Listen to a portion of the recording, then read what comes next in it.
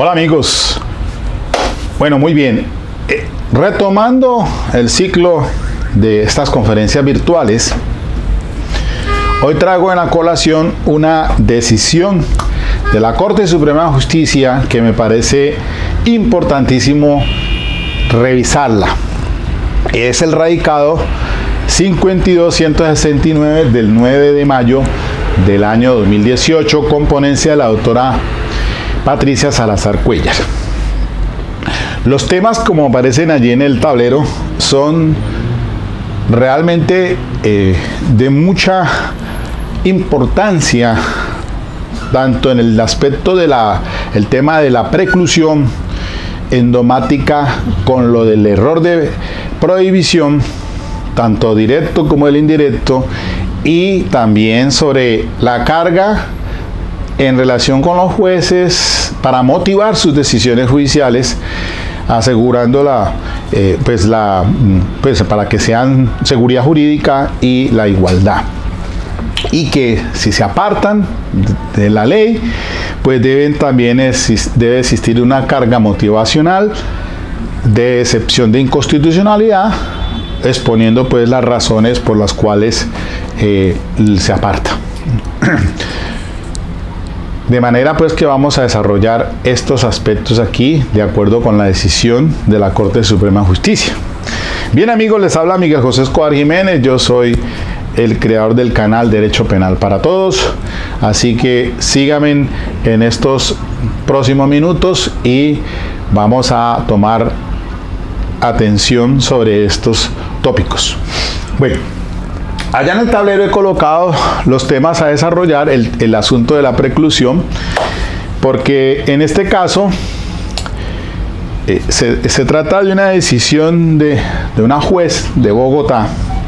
La jueza concede una condena de ejecución condicional en un caso de porte ilegal de armas, sancionado pues a 9 años de cárcel. Sin embargo, de acuerdo con el artículo 63,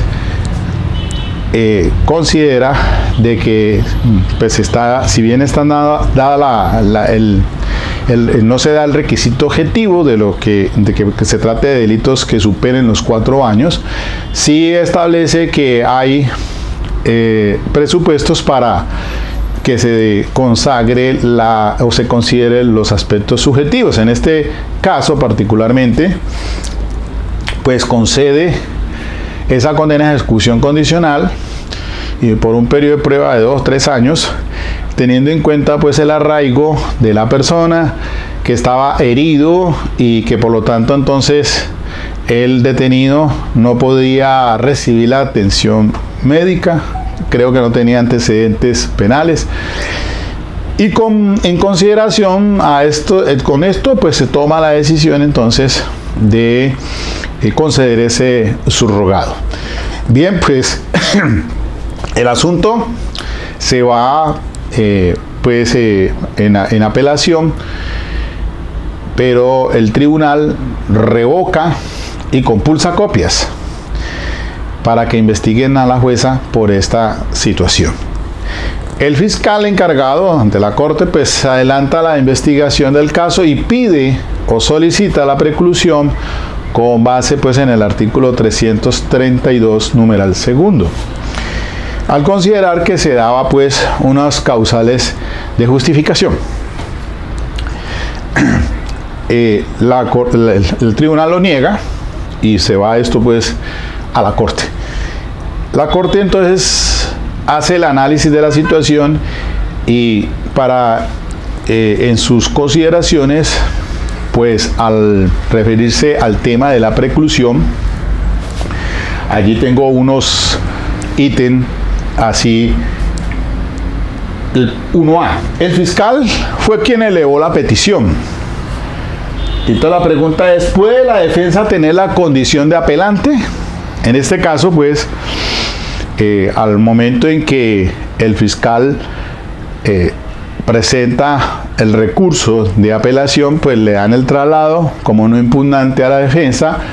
No obstante ello, se comete un error por parte del colegiado concediéndolo, y el de la defensa, en lugar de coadyuvar al fiscal, lo que hace es entonces interponer su propio recurso de apelación, situación que entonces se niega por parte de la Corte. Dice que no es posible porque obviamente en este caso el fiscal fue el que hizo la solicitud. Recordemos que el Código de Procedimiento Penal, en el artículo 332, señala las causales, y en el parágrafo dice que durante el juzgamiento de sobrevenir las causales contempladas en los numerales 1 y 3, el fiscal, el Ministerio Público o la defensa podrán solicitar al juez de conocimiento de la preclusión.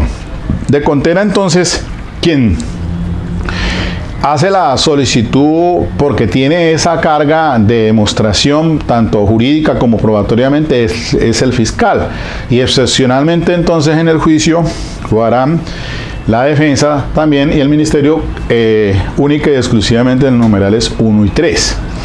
Luego entonces es pacífica la situación de que quien ha hecho la solicitud, en este caso es el fiscal, él es el que interpondrá el recurso de apelación, y la defensa lo que debe hacer es coadyuvar. La segunda pregunta que surge allí es si puede la defensa pretender, como se dice en este caso, que se acuda a una causal diferente a la propuesta por la fiscalía. Le recordaba pues que la fiscalía lo hizo en el numeral segundo, que es ante la existencia de una causal que excluya la responsabilidad, de acuerdo con el Código Penal. Mientras que la defensa, al argumentar y sostener esa apelación, entre comillas, mal pues concedida, hace alusión a una atipicidad. Pues vuelve otra vez y la Corte deja zanjada la discusión y dice que no se puede hacer, obviamente porque quien la elevó fue, o la pretensión fue por parte del ente acusador. Y una tercera pregunta que dice que puede la fiscalía en la apelación, porque aquí pasó eso, fue en la apelación donde solicita que se pronuncie el cuerpo colegiado sobre una causal diferente a la que propuso. Es decir, la del 332 en numeral segundo. Entonces también vuelve y hace la Corte énfasis de que si bien existen algunas decisiones que se citan aquí en esta decisión, a vuelta de correo se las puedo enviar. Este radicado 52-169, pues se indica de que se puede hacer siempre y cuando esa argumentación jurídica y las pruebas que ha presentado el fiscal pues apuntalan erradamente a una causal que no estaba, pues que no era. Entonces la Corte dice, pues sí, se puede hacer, pero siempre y cuando entonces encaje en otra causal y haya hecho pues la petición el fiscal, pero mal planteada. Ese tema allí, pues para no ahondar más, creo que es lo que importa en relación con esto.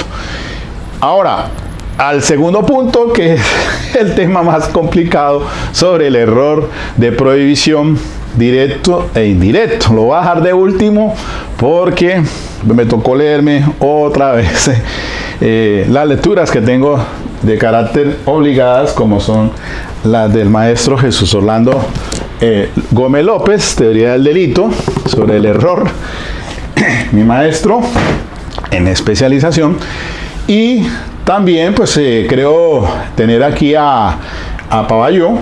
También él es otra persona autorizada en el tema, Carlos Arturo Gómez Pavalló, estudio de dogmática en el nuevo Código Penal, porque ese es un tema álgido que, mejor dicho, es complicado de entender. El tercer punto, sí, más bien lo voy a comentar porque es en relación con la obligación que tienen los jueces en motivar la decisión judicial en respeto de caros principios como son los de la igualdad y la seguridad jurídica. Va acompañado con la motivación en caso de que pues objete una excepción de inconstitucionalidad, como fue lo que pudo haberse presentado en este caso.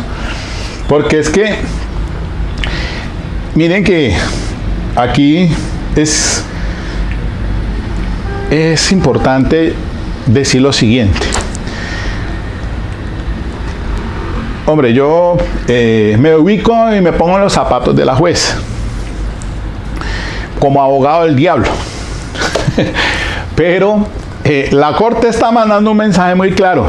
Y le está diciendo a jueces, sus decisiones tienen que ser ajustadas en derecho, pues como lo ordena la Constitución, el imperio de la ley. La ley es la ley. Dura es la ley. Dura lex et lex. La ley. Si de pronto usted se va a plantear principios de constitucionalismo, de pro homine, o cualquier excepción de inconstitucionalidad con fundamento en los tratados internacionales, Convención Americana, el Pacto Internacional de Derechos Civiles y Políticos, todos estos temas de derecho comparado, pues que alude nuestra Constitución como bloque de constitucionalidad, pues es también importante que el juez haga esa precisión para no incurrir entonces y andar por los caminos del prevaricato.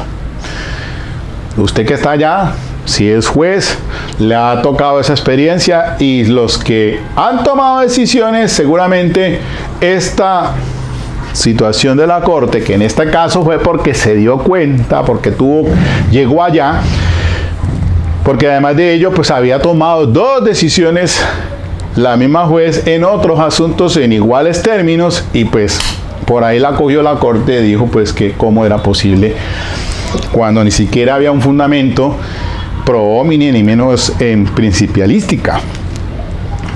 Entonces, el llamado de atención es que las decisiones pues deben rayar o estar ajustadas a derecho, motivadas, guardando teniendo en cuenta todos esos principios, porque si no, entonces pasa, mis queridos amigos, y aquí pues hagamos eso es como cuando usted va, cuando lo llevan a uno al circo y uno veía a los malabaristas allá caminando en la cuerda floja, pero algunos lo hacían teniendo esa malla abajo y otros no lo hacían, o sea, no lo tenían. Pues caramba, debe estar usted muy seguro al caminar en la cuerda floja para poder llegar al otro extremo.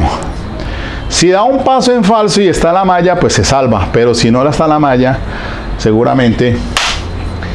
Así pasa aquí en estas decisiones que se toman, porque pues son de una responsabilidad tal que tiene a cargo de ese juez, que como en este caso pues se está negando esa preclusión y está a puertas el mismo juez ahora pues sí a una investigación de carácter penal por prevaricato, y seguramente irá a llegar al momento de su juzgador de tomar en consideración si le da la condena de ejecución condicional.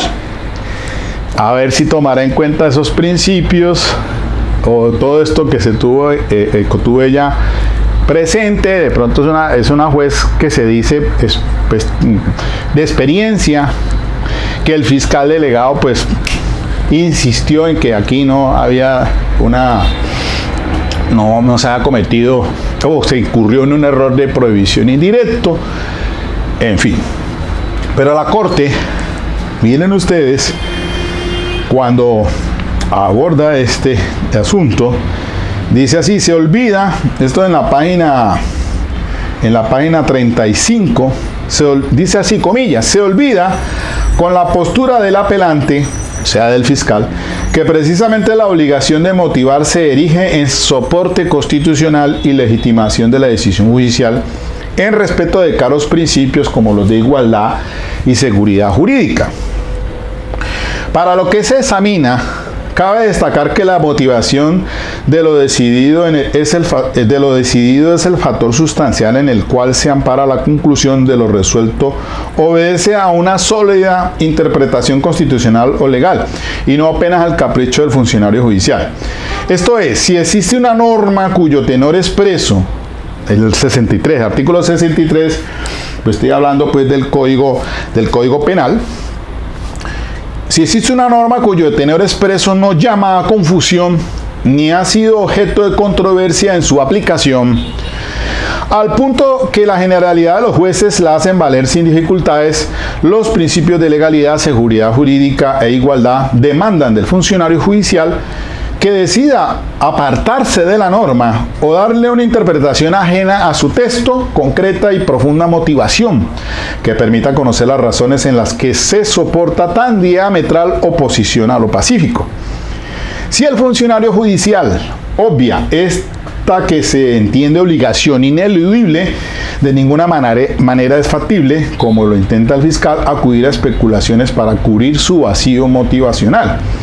Habría que decir, en contrario a como razona el impugnante, quien encuentra una especie de valor agregado en el funcionario que constitucionaliza su tarea, como si todos ellos no tuvieran eso como norte, que lo criticable no es la labor del juez que aplica la ley de manera adecuada, sino el apartamiento inmotivado de lo que ésta consagra. Esto es de lo que se trata, no es de aplaudir al funcionario temerario que aplica su particular concepción del derecho, sino de aceptar como adecuada la postura que en forma razonable y seria explica los motivos por los cuales debe apartarse el texto de la ley. Me van a excusar, pero estoy como un poco maluco de la garganta. Excúsenme.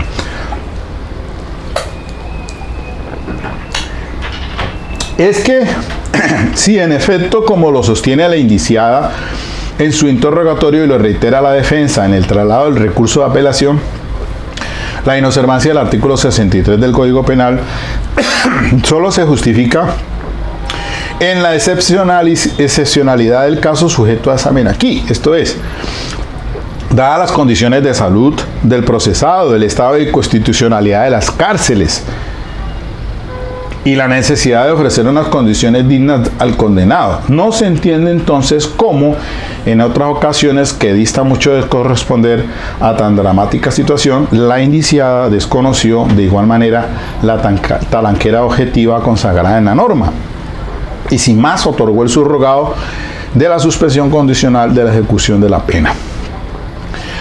Y entonces ahí se hace la revisión de esas dos decisiones anteriores, del 2015 por ahí hay otra, y hace la censura en la Corte, en el sentido pues de que por ningún lado entonces se habla de la excepción de inconstitucionalidad del artículo 63, y la norma pues es muy clara al indicar pues de que se concederá la condena de ejecución condicional,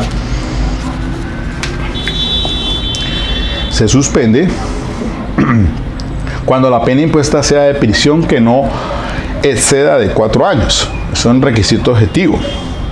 Segundo, si la persona condenada carece de antecedentes penales y no se trata de uno de los delitos contenidos en el inciso segundo del artículo 68A de la ley 500 de 2000. El juez de conocimiento concederá la medida con base solamente en el requisito objetivo señalado en el numeral primero de este artículo.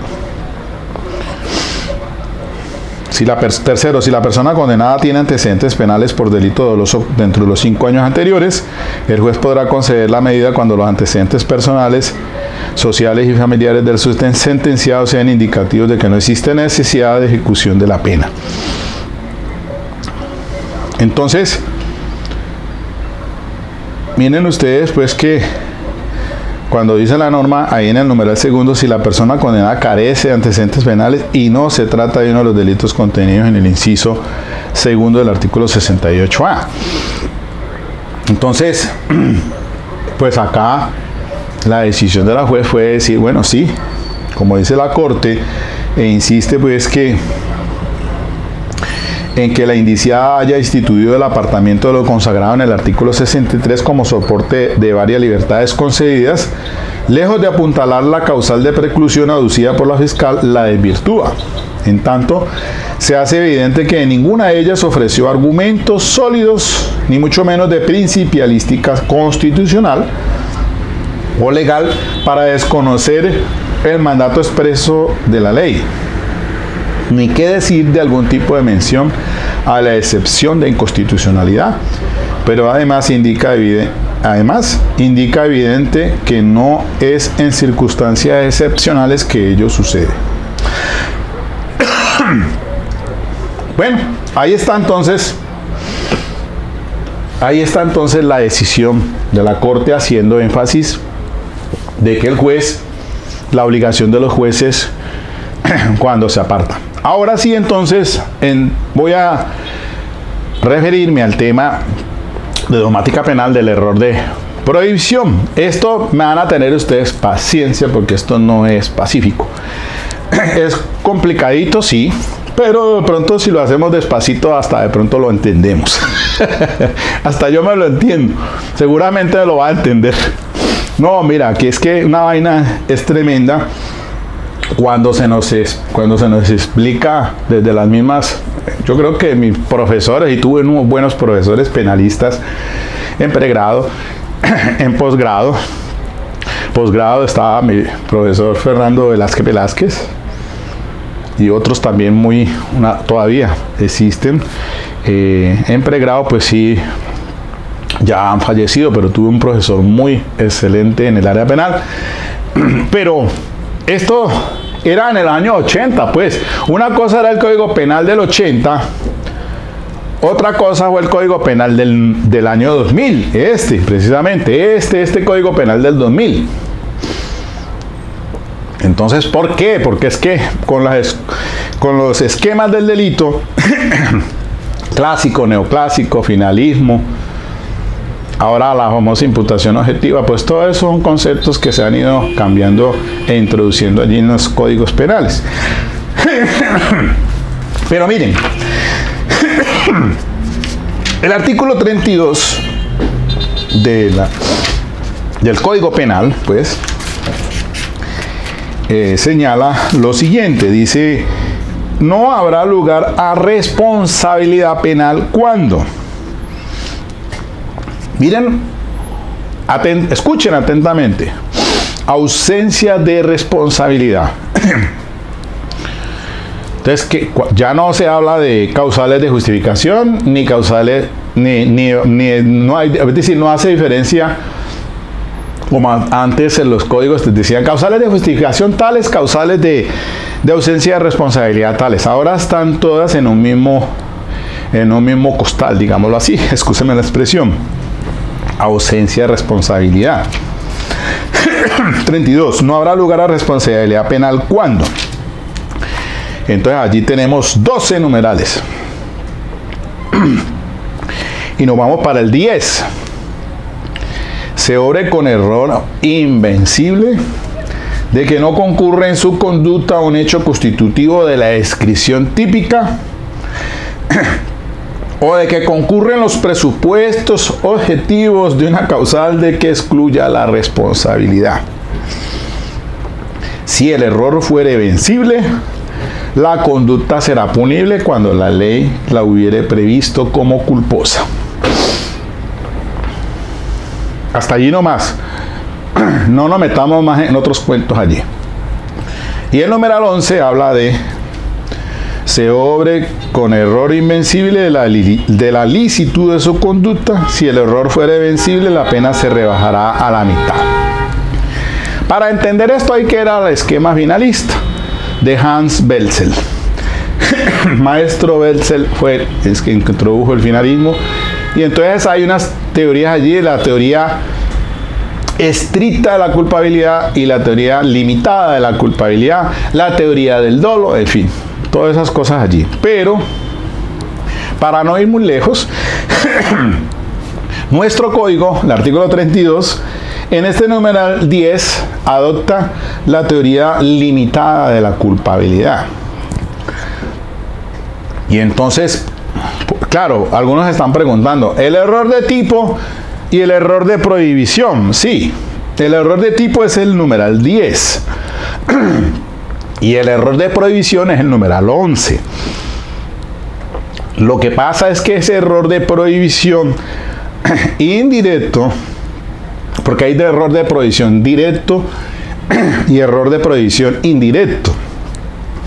Pero aquí el error de prohibición indirecto se soluciona como si fuera error de tipo por la teoría limitada de la culpabilidad, que es creer que hay unas causales de ausencia de responsabilidad o de justificación, pues, porque es que hay causales de ausencia de justificación y causales de ausencia de responsabilidad, pero la norma, como está el texto del artículo, el numeral 10º dice presupuestos objetivos de una causal que excluya la responsabilidad. Según eso, entonces estarían allí tanto las causales de justificación como las causales de ausencia de responsabilidad. Entonces las de causales de justificación, pues las tenemos al inicio, numerales, pues, perdón, legítima defensa, causales de ausencia de responsabilidad. Estamos hablando pues de otras que tienen relación, y ahora las vamos a ver con el tema de el caso fortuito, fuerza mayor. Bueno, en fin, vamos a ver eso allí ahorita más adelante con fundamento en la obra del doctor del maestro Jesús Orlando Gómez. Dice sí, básicamente cuando se trata de insuperable coacción ajena, miedo insuperable, caso fortuito, fuerza mayor, el estado de necesidad es culpante, que son causales de ausencia de culpabilidad, pues se podrían resolver también allí como el error de tipo, porque están allí presupuestos objetivos de causales de ausencia de responsabilidad, pero a su vez también entonces estamos hablando de causales de justificación. Entonces, para ir cayendo en la nota, decimos lo siguiente. Bueno, en este caso la juez, pues ella incurre en un error. Entonces, ¿cuál error? ¿El error de prohibición directo o error de prohibición indirecto? Error de prohibición directo es cuando se desconoce la norma. Y aquí, pues, por obvias razones, entendiendo pues que se trata de una juez en lo penal, pues diríamos nosotros que es imposible que desconozca el tipo penal del artículo 431 que indica pues el prevaricato por acción. El 431, ahora 431, sí. A ver, un momentico. No, no es el 431. El prevaricato por acción. Prevaricato por acción ahora está sancionado con 48 meses. Dice la norma lo siguiente. El prevaricato por acción. Ese es el artículo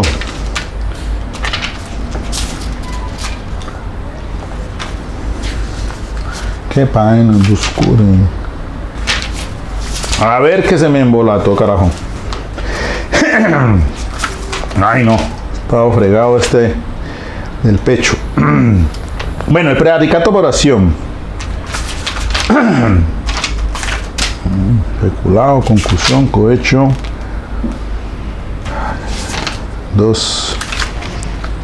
Cuando está uno buscando. Está uno de bueno, aquí sí. El prevaricato 240 y 240, página 242. Dice así. Uy, no. 413. El servidor dice modificado por la ley 890 de 2004. Artículo 14. El servidor público que profiera resolución, dictamen o concepto manifiestamente contrario a la ley incurrirá en prisión de 48 meses a 144 y multa, etcétera. De manera pues que es un tipo doloso, el prevaricato por acción. Pero pues no podemos decir que la ignorancia de la ley sirve de excusa aquí, porque con toda razón, pues cómo no va a ser un juez que es un prevaricato por acción. Pero sí, entonces un prevaricato, perdón, un error de prohibición en cuanto a causales de ausencia de justificación, que eso fue lo que hizo, a lo que hizo énfasis el fiscal, pero no aludió, miren ustedes, en la petición que hizo no aludió a cuál de las señaladas en el artículo 32. Se quedó corto allí y solamente hizo énfasis en que había obrado la juez en virtud del principio pro homine, principio de las sentencias de la Corte Constitucional sobre el hacinamiento carcelario, que las cárceles pues no cumplen con los objetivos de política criminal, y por ahí así tangencialmente otros temas que en realidad pues cuando se revisa la decisión de la indiciada pues efectivamente no había hecho énfasis a ese aspecto, y la Corte dice no señor, ella hizo alusión fue al arraigo y al tema de la persona estaba enferma. Entonces, que si es así, ¿por qué no se fue más bien por el 461 a mirar si se dan los presupuestos para la prisión domiciliaria como una medida alternativa, ¿no? Pero no conceder el subrogado así de traído de los cabellos. Bien, entonces el tema que en dogmática interesa, pues, es que se debe resolver el tema del error de prohibición indirecto como error de tipo, porque el artículo 32 señala pues que de ser, si es invencible, pues no hay nada que hacer porque anula pues el dolo. Recordemos muy bien en dogmática penal que en los esquemas de delito, las diferentes, la clásica, neoclásica y finalistas y otros, al comenzar con tipicidad, antijuricidad y luego se avanza a culpabilidad. Pero en la escuela finalista se habló de la teoría de los elementos negativos del tipo penal. Eso lo trajo en la colación Merkel y después fue complementado por Frank. Entonces, para entenderlo así muy coloquialmente, se mira si esa acción que se va a determinar si es un delito, entonces miramos si es típica, es decir, si está en la descripción legal, pero a la vez miramos si se dan las causales de justificación o no. Entonces, si se dan causales de justificaciones, pues ya no hay necesidad de avanzar a la culpabilidad. Ahora, en el tipo penal, pues el finalismo ubicó tipo objetivo, tipo subjetivo, pero en el tipo subjetivo está el dolo y la culpa, y fue trasladado de estos esquemas del delito que estaban en la culpabilidad, porque esquema clásico, neoclásico, y después en el finalismo pues lo trasladaron para el tipo penal.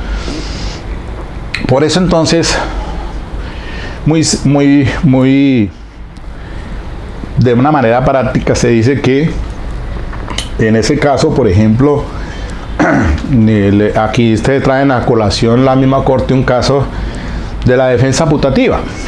Ese casito que siempre le dicen a uno, mire, está el vigilante en el banco y le han dicho ya, pilas que van a atracar a la entidad, pilas que van a robar. No hace 15 días habían robado pilas. Él ve llegar a un señor con un forro, pero el señor es jugador de billar. Y los de jugadores de billar pues llevan sus tacos allí en ese forro, pero el vigilante piensa que es un arma que lleva allí. Intenta desenfundarla, piensa que va a ser agredido y le dispara con su arma de dotación y le produce la muerte. Entonces habría que desde esa posición habría que mirar, primero que todo, si existió una agresión. Pues objetivamente sí, claro, pues obviamente está dado de que el señor pues, se entra con un forro que parece ser un arma que lleva allí, pero y después se avanza a si se está ante una causal de justificación, es decir, si se obró en legítima defensa. Entonces, si el error es vencible, entonces queda anulado si el error es vencible, queda anulado el dolo y se responde por el delito culposo si está señalado como tal. En este caso responderá por homicidio culposo, porque el tipo penal culposo sí lo consagra la ley. Si es invencible, no pasa nada. Y entonces estamos ante el error de tipo. El error de tipo es frente a los elementos del tipo penal: sujeto activo, pasivo, el objeto material.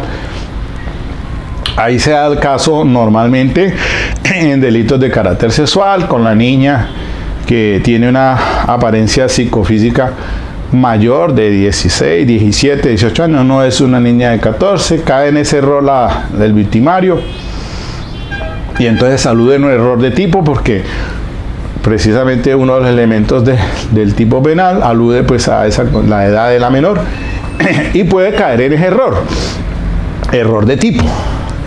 El error de prohibición, el error de prohibición indirecto aquí en este caso, pues es frente a las causales objetivas. La teoría limitada de la teoría limitada de la culpabilidad, pues le da la solución como un error de tipo. Entonces dice, por eso quedó la norma así. O de que concurran presupuestos objetivos de una causal que excluyan la responsabilidad.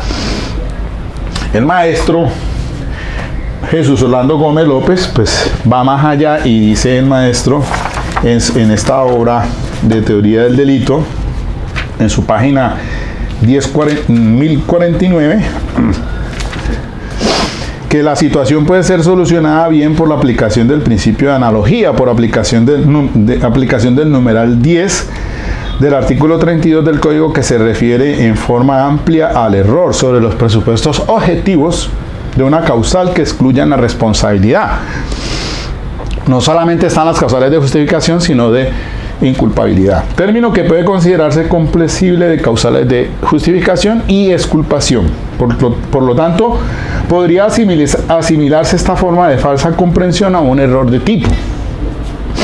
Dice el maestro, no obstante, a mi juicio, esta solución no resulta armoniosa con el contexto, pues quien obrase en error sobre la concurrencia de un motivo de exculpación, obraría en error de tipo, con la ventaja de que en caso de error vencible, el hecho a lo sumo podría ser sancionado como delito culposo.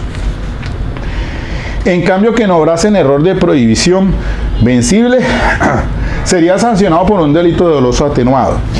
Lo anterior me lleva a considerar más ajustado a una racional proporción, considerar esta hipótesis como una forma de error de prohibición. ¿Ve? Eso dice el maestro. Y más adelante, ya en la página 1056, para finalizar el tema del error, dice: el código vigente, como antes se dijo, adoptó la sistemática finalística y dispone que en caso de error vencible de prohibición, la pena se rebaje a la mitad. Por eso es que en el numeral 11 dice: se obre con error invencible de la licitud de su conducta. Si el error fuera vencible, la pena se rebaja a la mitad. La única situación aquí es que, de acuerdo con Jesús Orlando Gómez, dice, el error de prohibición en el Código 2000 queda referido al error sobre, primero, la existencia de una norma justificativa. 2. El error sobre los límites y alcances de un motivo de justificación. Y 3. Al error sobre la existencia, vigencia de la norma prohibitiva. Entonces, no tiene que ver con sobre circunstancias de causales objetivas de ausencia de responsabilidad, de que alude el artículo 32, numeral 10. Entonces es claro que frente a esas causales objetivas, de ausencia de responsabilidad, o sea, de justificación y de inculpabilidad, se ubique y se solucione como un error de tipo, porque el 32 numeral décimo adoptó la teoría limitada de la culpabilidad y así lo soluciona. Si es vencible, entonces sanciónelo como culposo. Pero si es un error sobre la licitud de la conducta, ya es un tema diferente, error de prohibición como tal, sí, pero señalaba a la como les expresé aquí, concretamente, pues, a la existencia de una norma justificativa, o los límites y alcances de un motivo de justificación. En fin, así de esa manera, mis queridos amigos, pues, miren bien, que a la hora de resolver este caso, la Corte Suprema de Justicia pues analizó el tema de si había pues error de prohibición indirecto y dice que no, toda vez que si el fiscal la solicitó de acuerdo con el artículo 332 numeral segundo, no probó ni dijo nada en cuál de esas causales de justificación estaba errando la indiciada. No error de prohibición directo, porque ella sí sabe que es un prevaricato. Emitir una resolución diferente es completamente sancionado penalmente. No ha sido pacífico el tema. La ignorancia de la ley no sirve de excusa. Eso ya hacía parte, era el Código Penal anterior, el del 80, no el Código del 2000. La ignorancia de la ley sí sirve de excusa, pero eso porque estamos ante tenemos una constitución política del 91 pluricultural. Yo no puedo darle el mismo tratamiento ahora que estuve en el Chocó a los indígenas en Verá, ni a afrodescendientes que viven por allá en zonas donde no han visto ni han salido a la civilización. Tienen culturalmente otros conceptos muy diferentes. Si de pronto tienen relaciones los padres con las hijas o entre los hermanos incestuosas, ¿cómo culturalmente va a decir o no que hay conciencia universal de que el padre que tenga accede a la hija en esas comunidades? Es muy difícil manejar ese tema. El de la ignorancia de la ley no sirve de excusa. Sí, para nosotros los abogados. ¿Cuánta ignorancia no hay también? Claro que sí. Todos los días salen a veces leyes y no estamos... Ahora con las redes sociales, eso pues todo el mundo se chatea, se manda. Mira, ahí te mando la última providencia. Miguel, ahí te mandé la violencia intrafamiliar, me la mandó un amigo esta mañana que quiero mirarla también y analizarla. Esta que me mandó a la 52-169 me la mandó un abogado de Barranquilla que tiene allá también un pool de abogados y toda la cosa. Entonces está uno al día, se va como informando, ¿no es cierto? Tenemos ahora grupos de WhatsApp y nos estamos enviando información actualizada. Eso sí, para los memes, para toda la vaina aquí contra... Mire, el sarcasmo sí es tremendo, ¿no? Porque es que damos papaya para todo eso. Aquí un break, hago esta vaina con el asunto de Aina Merlán, ¿no? Cogió pies en polvorosa en esa cita ontológica y se le voló. Y como aquí pasa siempre. ¿Quién llevó el bulto? El general del INPE. Carajo, el primer descabezado. Así pasa. Y por ahí me mandaron un audio por allá, no sé, alguien que está riéndose a carcajada de lo ridículo que a veces nos hacemos ver ante el mundo. Frente a una situación de esa. Pero bueno, obvio, cada cual es dueño de su propio miedo. Y yo aquí no le digo a nadie, pues yo no sé cuál será la situación de la doctora Merlano, la abogada, pues obviamente que ella tendrá sus razones, eso, cada cual es dueño de su propio miedo,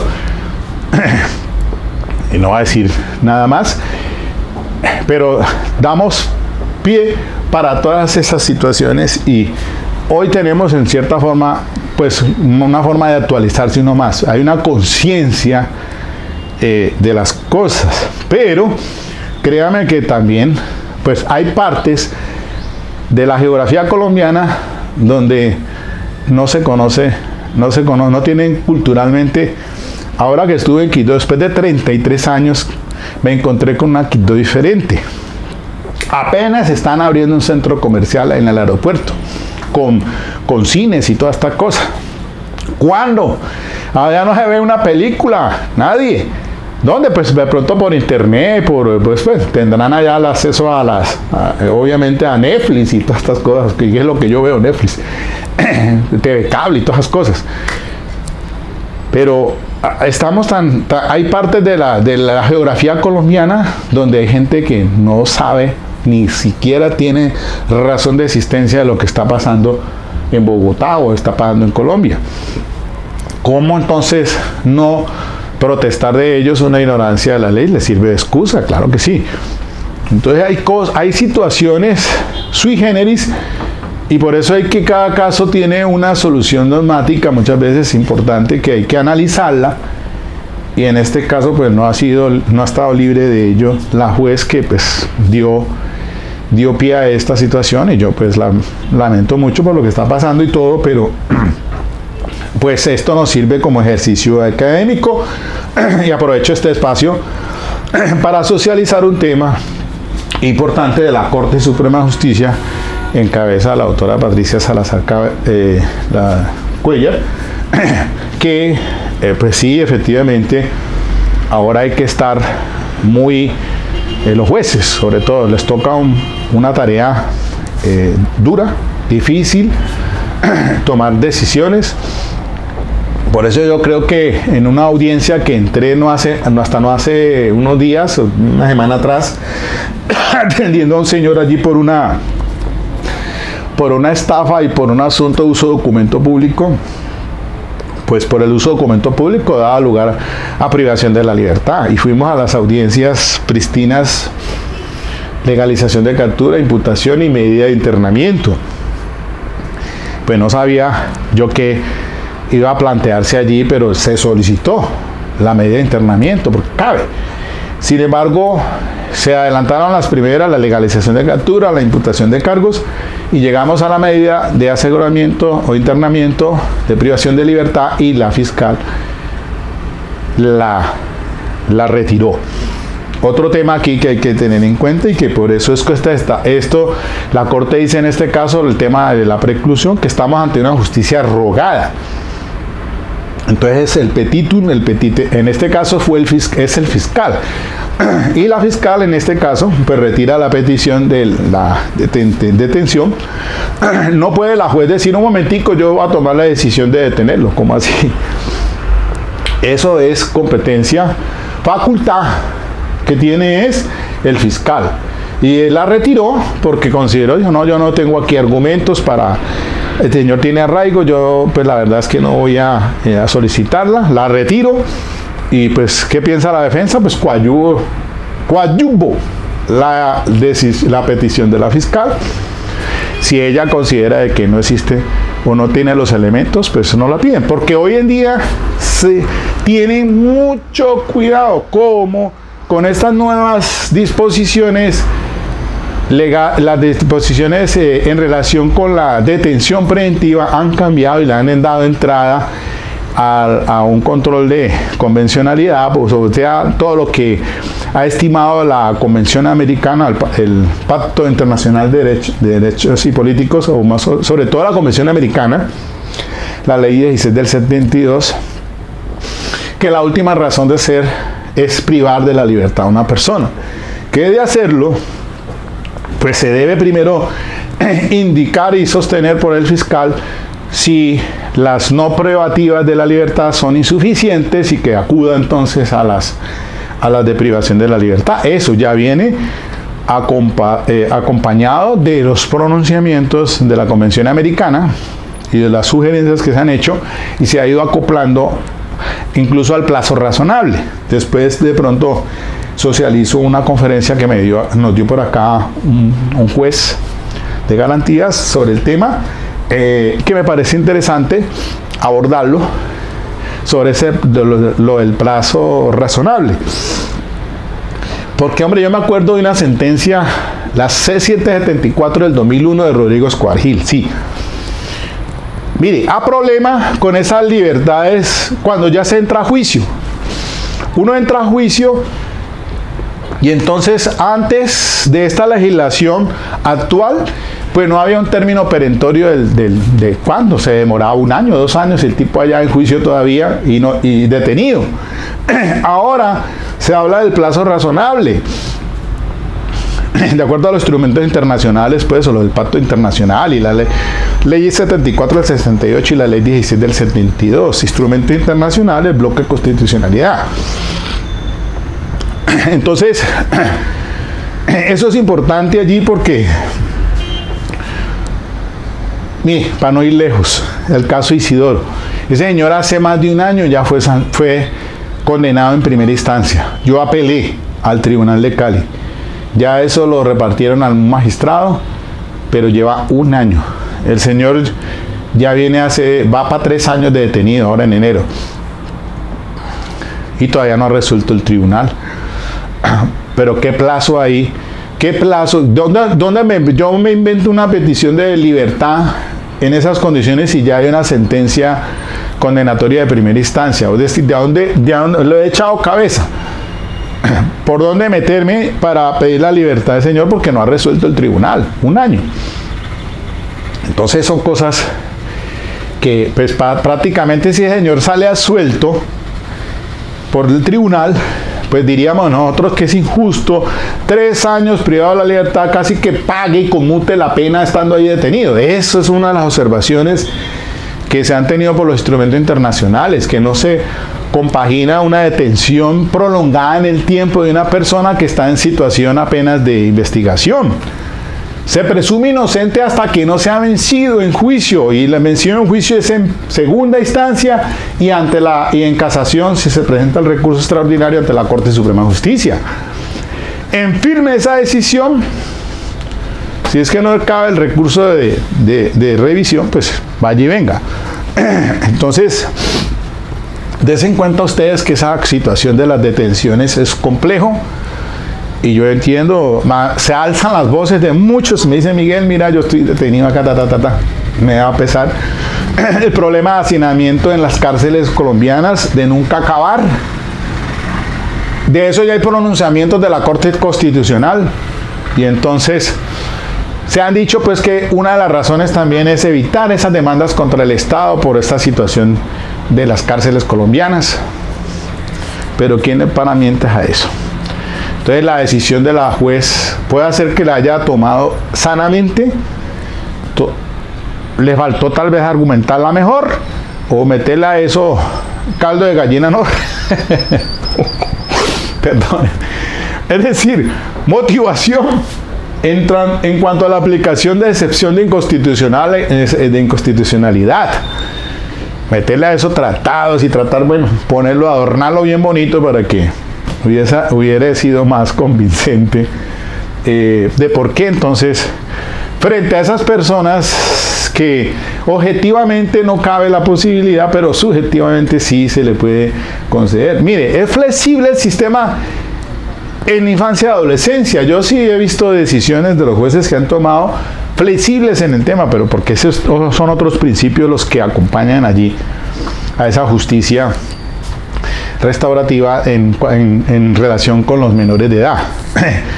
Pero ahora con la 906 para los adultos, pues es complejo. Entonces, casi volviendo al punto, la fiscal en este caso que les dije yo, pues se retira la medida de detención. Listo, nos vamos a mirar a ver de qué manera se negocia con el fiscal, porque no acepto los cargos, hacemos un preacuerdo, mirar a ver de qué manera puede resolver ese problema legal. Pero desde su casa, no, es que no está ni siquiera en prisión domiciliaria, no, él está en detención domiciliaria, perdón, no, está libre. Y puede ir a resolver ese problema. ¿Cuántas veces, por ejemplo, en la justicia norteamericana, pues hombre, se fija una caución, mientras entonces se entra a ser juzgada a esa persona? Pero aquí eso, así no, aquí no pasa. Aquí es muy fácil, pero aunque no puedo decir eso, pues obviamente hay que tomar unas decisiones bien fundamentadas hoy en día para detener a una persona, para privarla de la libertad, por los principios constitucionales. Claro, 308 de la ley 906, en fin, de los principios constitucionales, ya eso está decantado, de principio de adecuación, de proporcionalidad. Bien, ok, mis queridos amigos, yo creo que me extendí un poco en este último tema. Espero que no los haya confundido, pues al menos trato de llegar a esa idea, porque es que por eso le dije eso de último, porque es complicado, es álgido. Claro, eso le hace usted nomás al maestro o a cualquiera, y todos tienen una opinión, pues que no es en la casuística, pues son algunos casos muy puntuales, pero hay otros que si no se dan pues por la casuística. Entonces hay unos que son más, se da más, pues. Y yo he conocido un caso por aquí, si mal no estoy, del general, no sé si es Ritualejo, pero el error de provisión indirecto por el caso de ese caso de MeToo, creo que fue. La decisión de la Corte fue polémica. Un conjuez fue el que resolvió el tema, porque estaba la Corte dividida frente al error de provisión, creo que es indirecto, sí, también. Voy a mirar, revisar esa providencia de la Corte Suprema, y se darán ustedes cuenta pues que el tema no es pacífico. Bueno, mis queridos amigos, les deseo un buen fin de semana. Y por aquí retomando, excúsenme un poco de esta molestia de pecho que he tenido, pero quise hacer esto porque si no se me va pasando el tiempo y después no hago el video. Espero que les sirva. Dale link si te gustó.